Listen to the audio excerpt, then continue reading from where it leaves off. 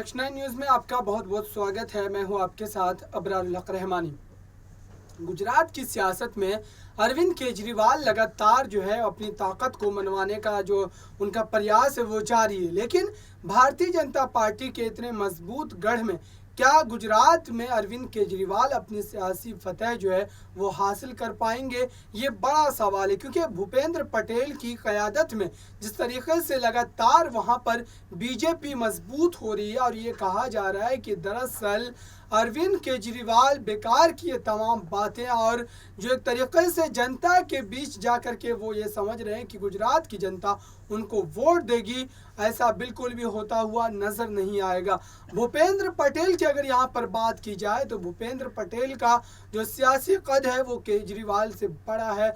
और गुजरात में अगर बात की जाए तो पीएम नरेंद्र मोदी और अमित शाह जैसे बड़े कद्दावर नेता का गढ़ कहा जाता है गुजरात, और वहीं से नरेंद्र मोदी की राजनीतिक यात्रा की शुरुआत हुई थी और उसी गुजरात के लोगों की बदौलत ही आज वो देश के प्रधानमंत्री बनने का सफ़र जो है तय कर पाए हैं। और ऐसे में अरविंद केजरीवाल जो तमाम तरीके के दावे कर रहे हैं और कह रहे हैं कि दरअसल गुजरात के चुनाव में इस बार वो बीजेपी के लिए बड़ी चुनौती बन करके उभरेंगे और अगली बार गुजरात से भारतीय जनता पार्टी का सफाया हो जाएगा। ये सारी बातें अपने भाषणों में केजरीवाल के द्वारा कही गई है, लेकिन इन बातों पर कितना भरोसा किया जाता है, इन बातों पर कितना ध्यान दिया जाता है गुजरात की जनता के द्वारा, यह आने वाला समय ही बता पाएगा जब गुजरात में विधानसभा चुनाव के लिए अपने मतों का जो इस्तेमाल है जनता करेगी।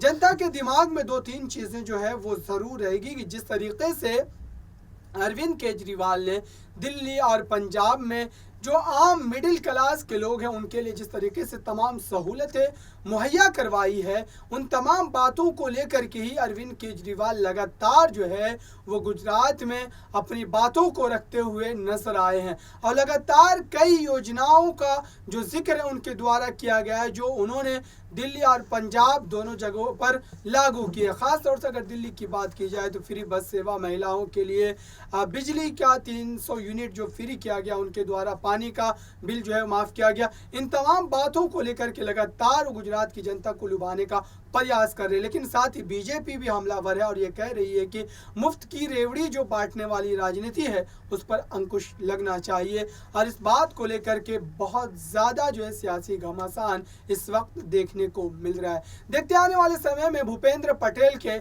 इस चुनौती को अरविंद केजरीवाल किस तरीके से लेते हैं और इस चुनौती का मुकाबला वो किस तरीके से करते हैं अपनी रणनीतियों के इस्तेमाल के बाद। इस खास रिपोर्ट में इतना ही। देखते रहिए ताज़ा तरीन खबरों के लिए नेक्स्ट 9 न्यूज़ को। धन्यवाद।